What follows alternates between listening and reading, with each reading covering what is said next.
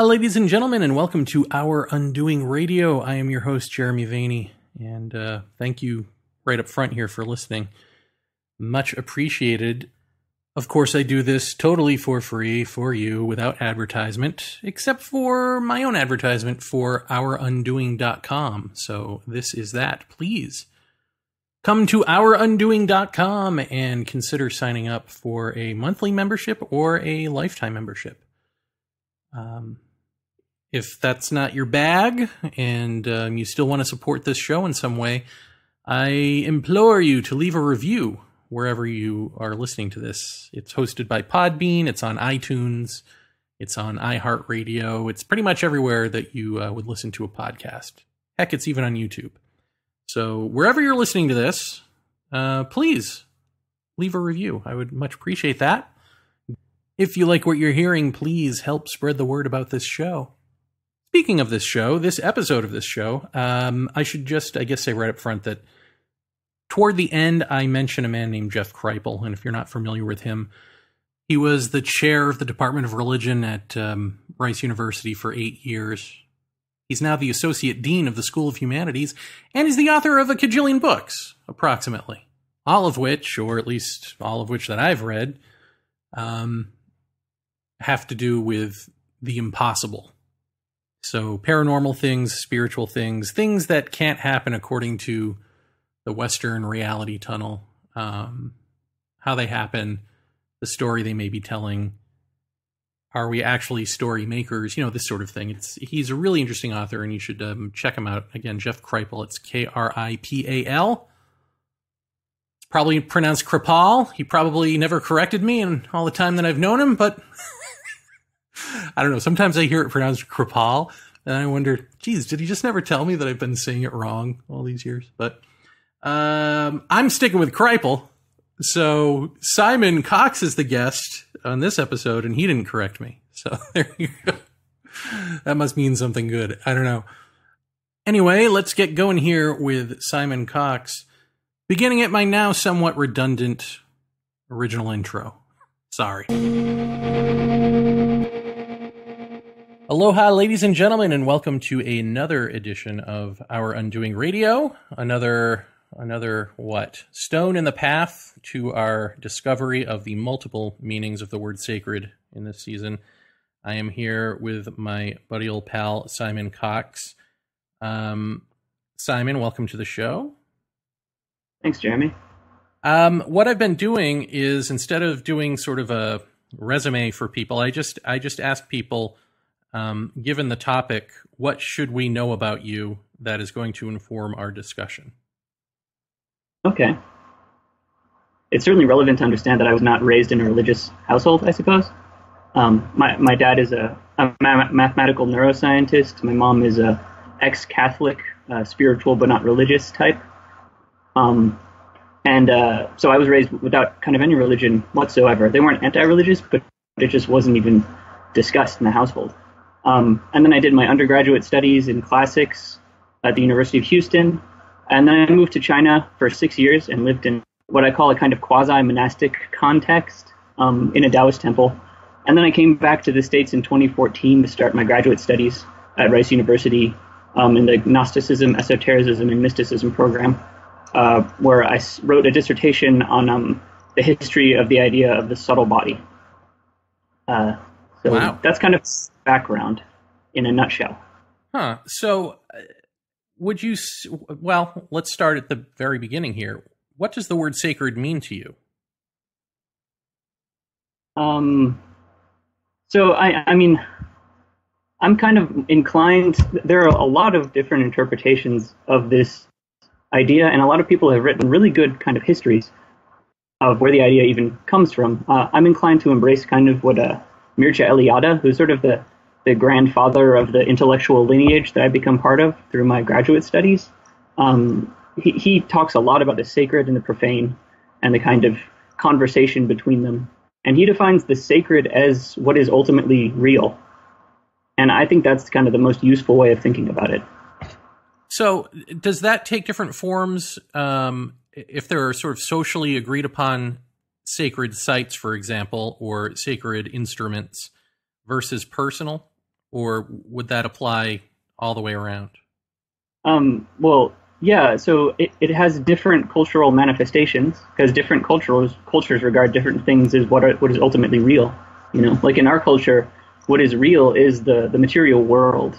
But that's quite novel, and in fact, in most kind of religious contexts, the real is kind of some transcendental entity, and the physical world is seen as a kind of illusory manifestation.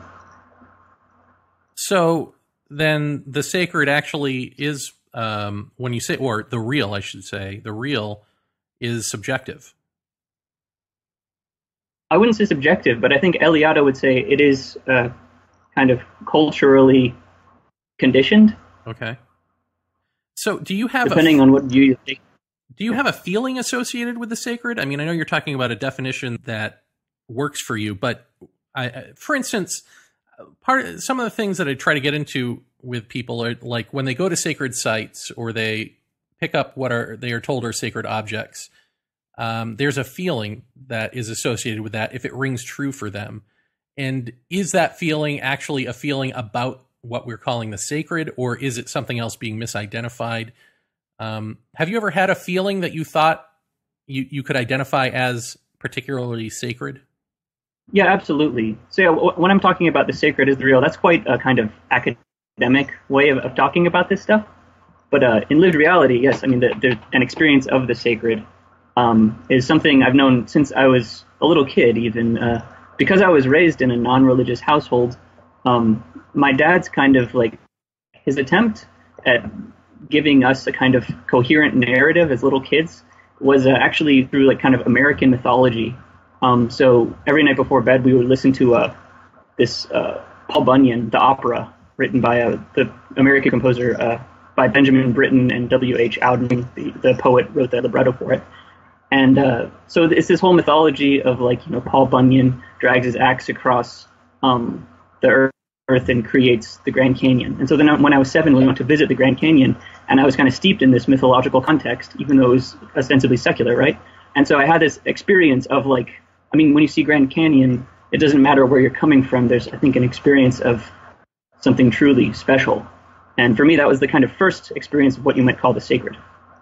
And what about your journey to China and that whole undertaking? Was there a sacred nature about that? I mean, or that doesn't just happen in a vacuum. You don't just decide to uproot yourself and go do that, right? Right. Yeah. So once again, I can go back to a kind of childhood context, and specifically the character of Batman, who I was really into Batman, the animated series as a child. It aired was right for my age group. And Batman, you know, famously goes and kind of studies martial arts in the mystical Orient. And then when I was a teenager, the movie Crouching Tiger, Hidden Dragon came out. And the whole thing is centered in this mystical mountain called Wudong Mountain. And I looked it up, and it was a real place, a sacred place within Daoism.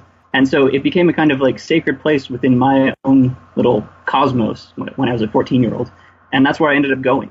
And it was kind of like a spiritual pilgrimage through this kind of like hodgepodge sense of a sacred cosmos that arose through the, you know, combination of cartoons and comic books and the kind of American mythology that my parents introduced me to and stuff like that. Wow. And then you became a martial arts master there, right? I don't know if you would call yourself that, but yeah, it's not wrong. That's, no, yeah, you're not wrong. It was part of the training. It was very martial arts centric. You kind of became Batman. That was the goal. That's incredible. Now, what is that like? Because as you're going through this, of course, I'm sure part of your training, or even just the way of life there, is demands one to be humble. But if you're going up to become Batman, who is not exactly a humble character, I mean, what is that like for you internally? I guess this is sort of off the topic, but it's just interesting. Well, yeah. So I mean, Batman, in the kind of stories around him, he kind of went from place to place and studied under different masters, but never stayed long enough to really become, well, like indoctrinated by a specific system, you know? But I did. I went to one place, I had one master, and I stayed for 6 years, and I became completely devoted to this one sect. And so martial arts is just the foundational training there then you kind of graduate into higher level kind of Qigong training, and the highest level is Daoist inner alchemy. So I went way beyond kind of where Batman would have gone in his training with the stuff. It became a whole spiritual kind of regimen. Huh. And do you find a conflict or not between that and the academic world, in terms of quote unquote going native or that sort of thing? Is it looked down upon or is it embraced? Kind of both. Yeah, academia has a very ambivalent attitude towards this sort of stuff. And people kind of fall along different lines, I guess, because academia itself is a multiplicity. So there are people that think what I did is absolutely like the worst thing in the world, and you could never be a scholar kind of after doing that. And then there are people who think that, like my own advisor in my department at Rice University, they're much more friendly towards this stuff. They're like, you can't really know a religion until you've kind of entered into that spiritual universe. But certainly, I mean, my own master in China was what I would call like an apophatic mystic. He thought books were terrible. He always told me I read too much and that it was injuring my liver. Within the context of Chinese medicine, that kind of makes sense. But I found his kind of lack of intellectual engagement really left me wanting. And that's why I went to grad school, to get the intellectual stuff. But now that I just finished grad school, I'm kind of like, oh God, all these books, all this talking, I just want to go live in a cave for a while. So I haven't figured out the balance myself. Huh. A bat cave, would you call it? You could become Batman, Simon. This is wonderful. I don't have the childhood trauma, and I also lack the inheritance, I think. Yeah, that's a problem. Yeah. So can I ask you to describe something that you told me? I think it's about the Daoist belief that body parts have souls and that they're always trying to kill you. Is this something we can talk about? Because when we say life is sacred, I'd love to know what that means in that context. So if you can explain that better than I just did, that'd be wonderful. Yeah. So within Daoism, I think it would be a pretty uncontroversial thing for me to say that everything is sacralized within Daoism, because everything is subsumed within the Tao, and the Tao is sacred. And so everything in the cosmos, from being and non-being, and everything in between, is kind of a part of this cosmic exhalation of Qi energy. And so within the Taoism, the body, your own physical body, is hugely important, because it is seen as a kind of miniature version of the universe. You probably talk about this in other episodes, kind of microcosmic, macrocosmic correspondence and stuff like that. Would that be familiar? Yeah, I'm sure I don't use those words, but yes. Okay. Thank you because now I can use those words, so thank you. Yeah, sure. And so within Taoism, your body is seen as this whole ecology of different spirits. And so the main ones are kind of the 3 Hun souls and the 7 Po souls. And the Hun souls they're also called cloud souls sometimes. They live in your liver. And the Po souls, there's 7 of those and they live in your lungs. And a lot of Taoist practices are kind of like making peace between all of these different intelligences within your body. And so making peace, why? What happens if you don't?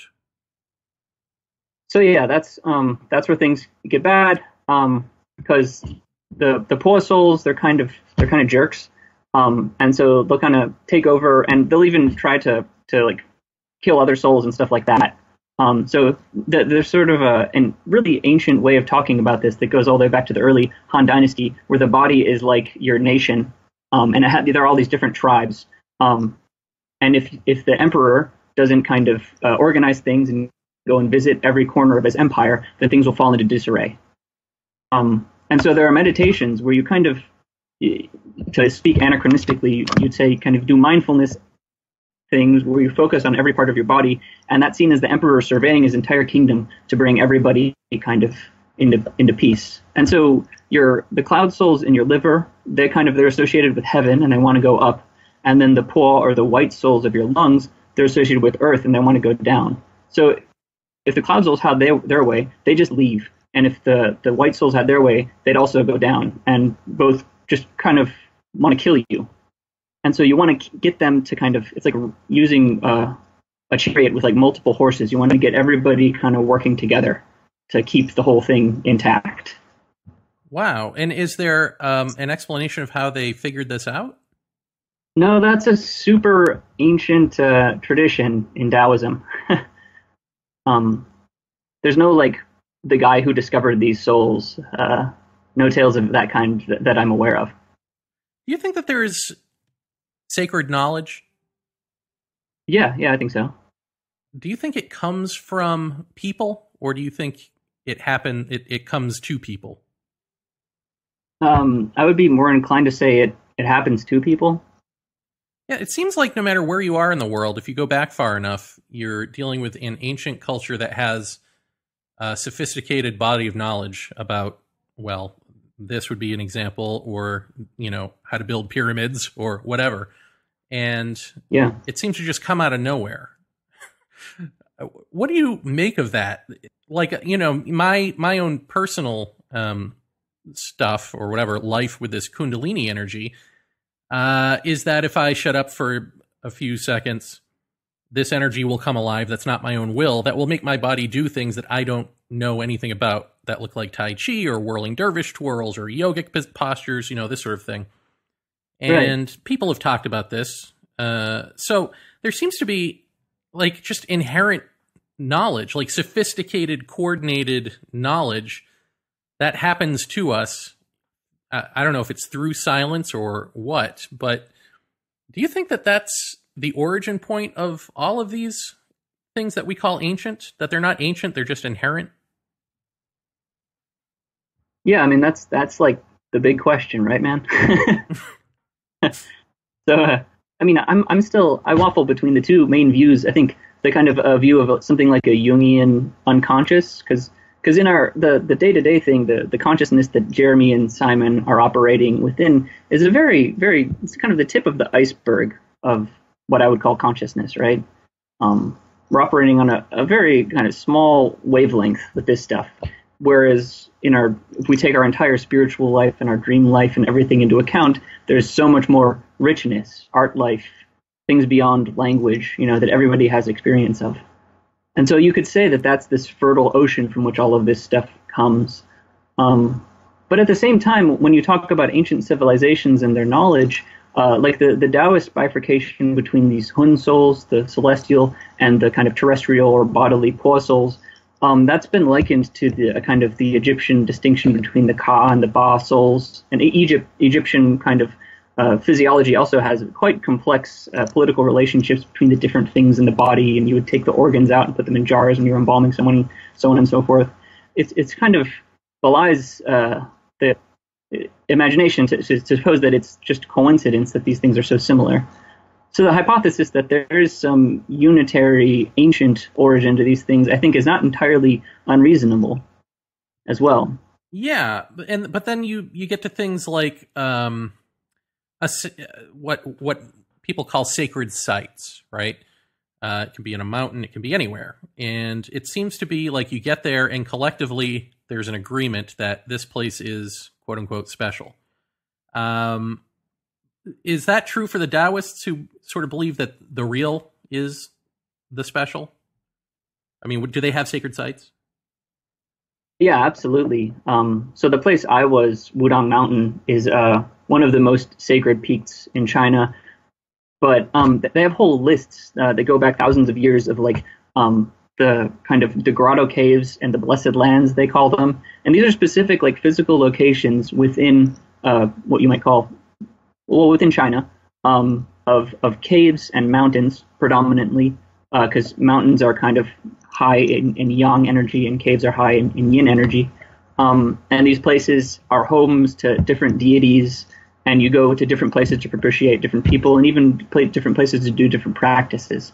So the specific physical location as sacred place is like absolutely central to Taoism. Yeah. What delineates a place being sacred? What makes it stand out? Where you go, okay, this mountain, not that one.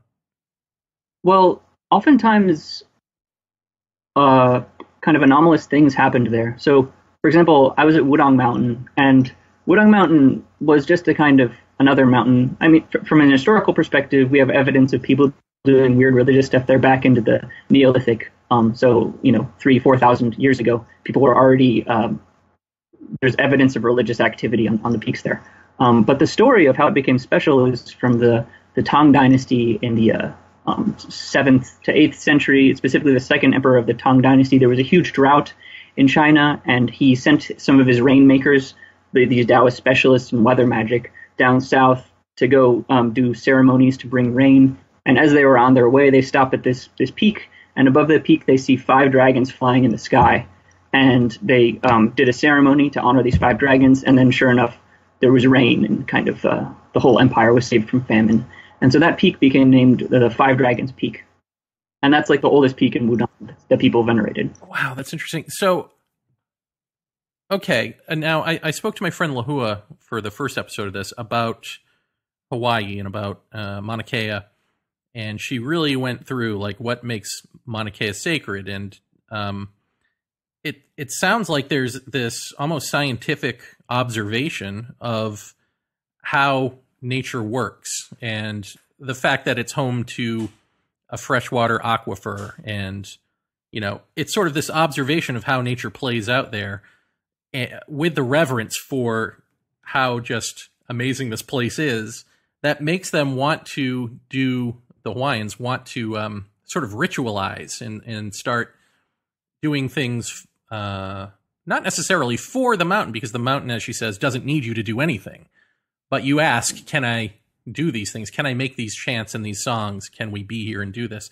Is there a sense of it like that where you were? Or is it, I mean, because it almost sounds like what you're talking about is like a paranormal event takes place there. They see dragons, and then they form rituals around that, as opposed to what the naturalness of the place has to offer the people calls to them. Is that fair to say, or no? Yeah. That's totally the model that I'm proposing for Wudang specifically. But I think both models are kind of at work in China. Like some places you go, and it's just obviously a sacred place because it's like a beautiful, just massive mountain sticking up in the middle of nowhere, and or like a grotto cave that's like truly like astounding. But Wudang, where I was, it doesn't really. It's not really like that. It's in an extremely hilly, kind of treacherous province, kind of very peripheral for basically the entirety of Chinese history, which was much to its benefit. That's why kind of hermits were going there through really the 1990s. Ever since then, it's been a little too commercial for like real Daoist hermits. They've all moved kind of south. But Wudang in particular, since it wasn't like a striking natural beauty necessarily. It's been the site of paranormal events throughout its history. So, yeah, I mean, that 5 Dragons one is kind of the first story, but stories of people seeing really strange things happening in the sky continue. There's a whole chronicle of them from the 15th century when the 3rd emperor of the Ming Dynasty built the massive temple complex that exists there today. At the inauguration of a bunch of the temples, all the workers would like scream in terror as some massive thing would just kind of come out of the sky. And it was interpreted as a good omen from the gods to whom the temples were dedicated and stuff like that. But people to this day continue to see stuff there all the time. So when you build a temple there, what is the goal of that? Is it to work with some sort of energy that you perceive to be there, or is it to control it? Something else?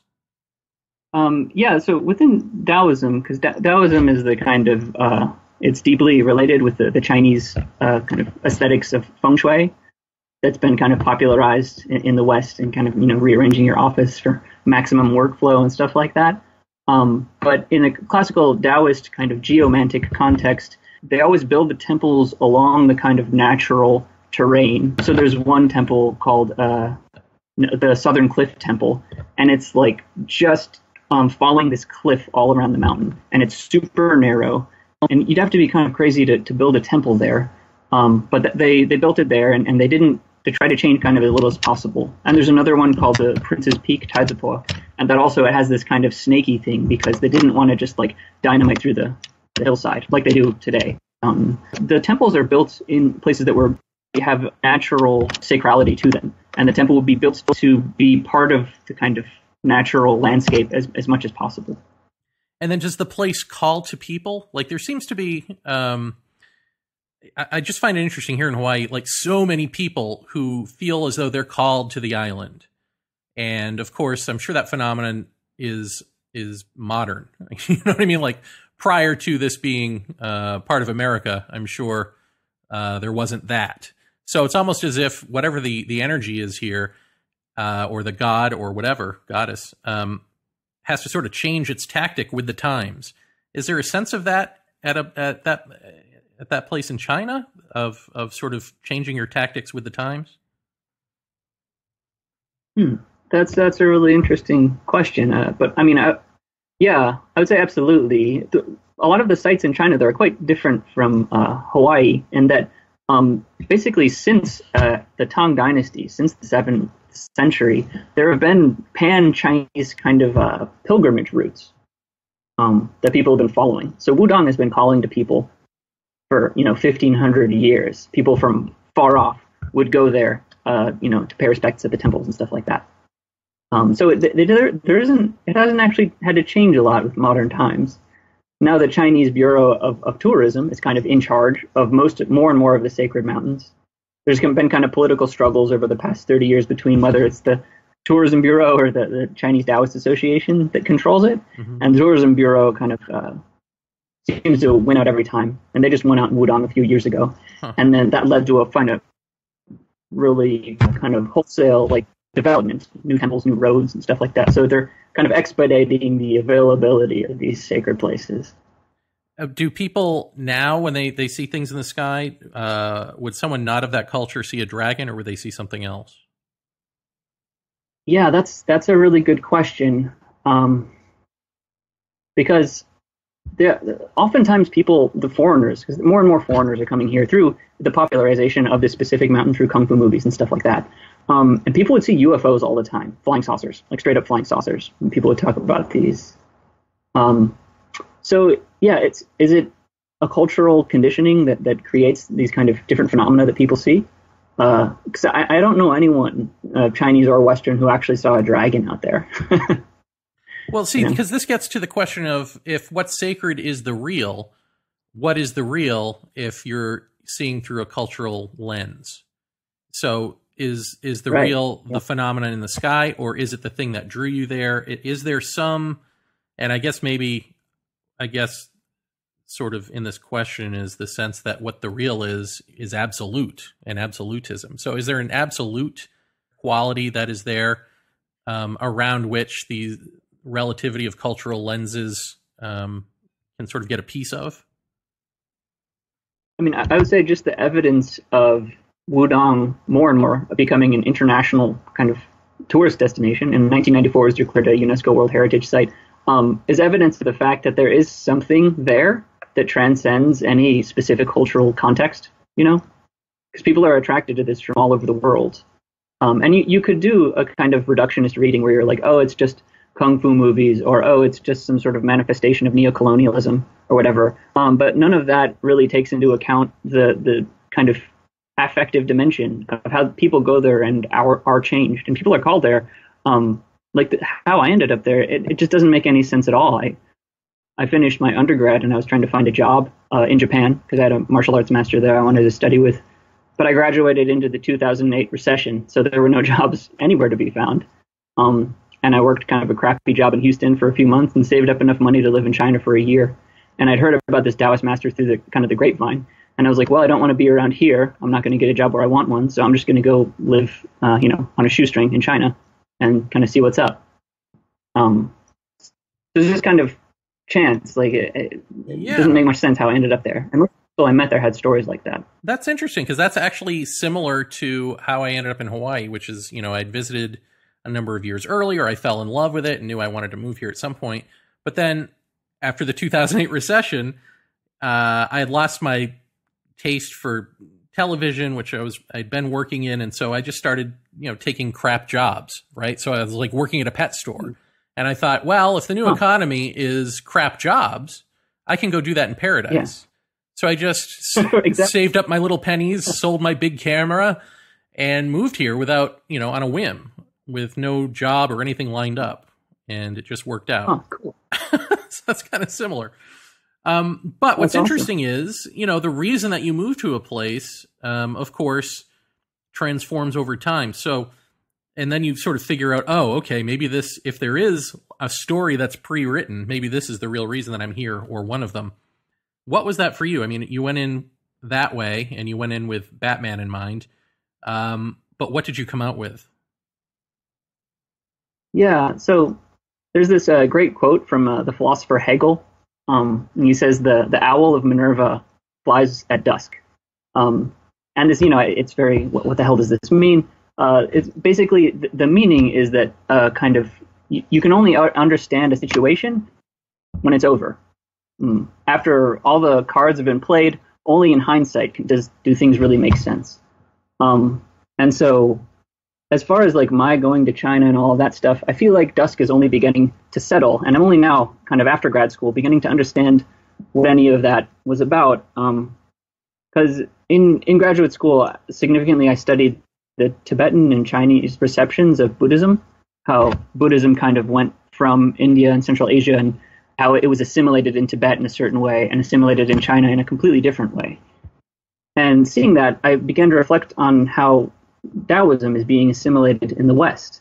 And part of what launched me over to China was I wanted to know more about Daoism, and looking around, there was a pretty kind of sorry state of affairs here in Houston, Texas. There weren't any Daoist temples or any Daoists you could speak to. You could go and read one of the 4 translations of the Tao Te Ching at Barnes & Noble, and that was kind of the extent of what was available.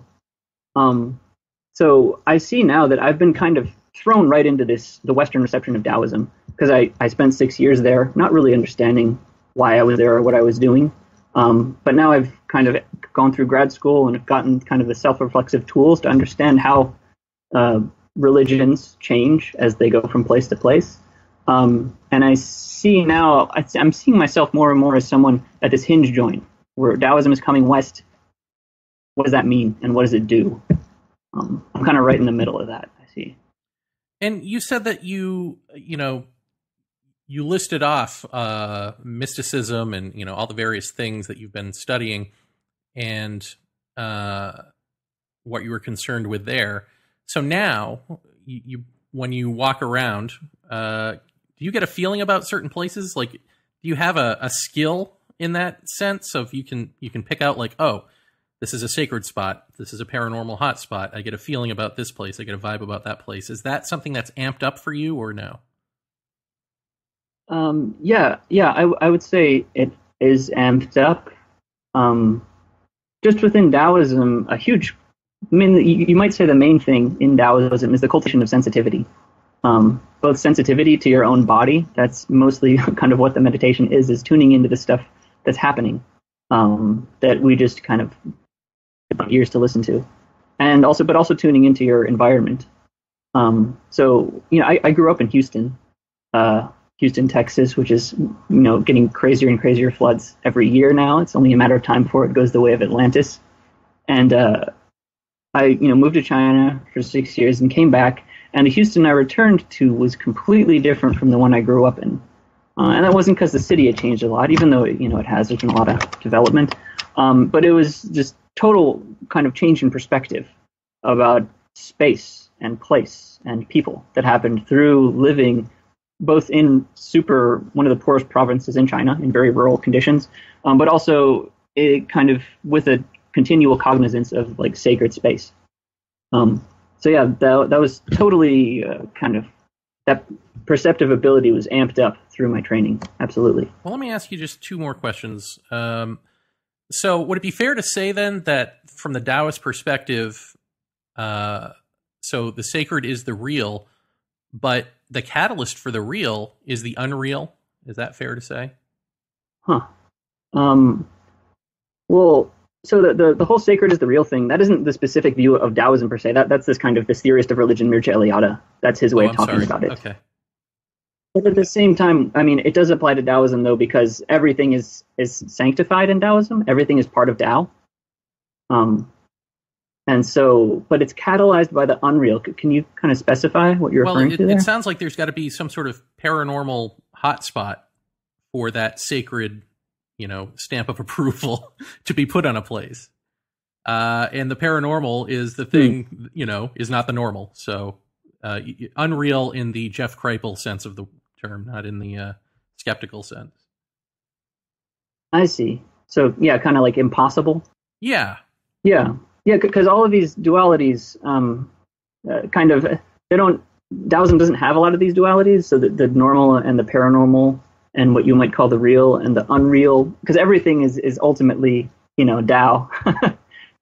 But on a practical level, the kind of what spaces are sacred are often, and this is a huge kind of argument that I can't really back up right now, but they are often catalyzed by what you would call paranormal events from our kind of contemporary framework, especially the place where I was, which was Wudong, which is also like the kind of like ground zero for basically Bigfoot sightings in China, the Yeren. So I have a friend who's studying that, and that's also all around where I was. Farmers would talk about seeing the Yeren around where I was, the Bigfoot. So weird shit happens there. I don't know what to say. So how does that affect you then? Because it sounds like, you're way into comics and movies, fantasy movies, to the extent that you actually try to go and become a character.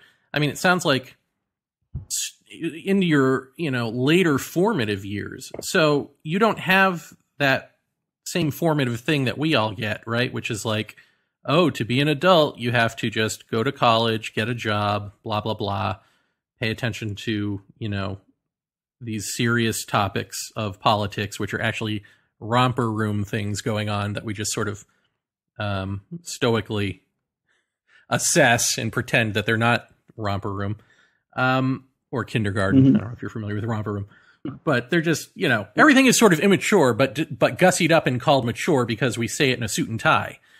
But you don't have that. You go straight from like comic book immaturity into this realm of comic book maturity, really. How does that affect you now that you're out and about in the so-called real world? Where, well, not that isn't the real world, but you know what I mean. Like you're here in suit and tie-ville, but this is your background now. Knowing what you know, how do you maneuver through life? Yeah, that's a good question.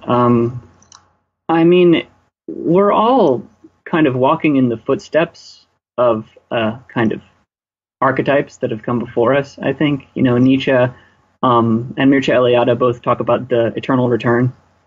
And so, the dreams of previous generations in the U.S. have kind of famously fallen on deaf ears within my generation, I think. The millennials are often characterized as like man-child is a very common way of referring to them.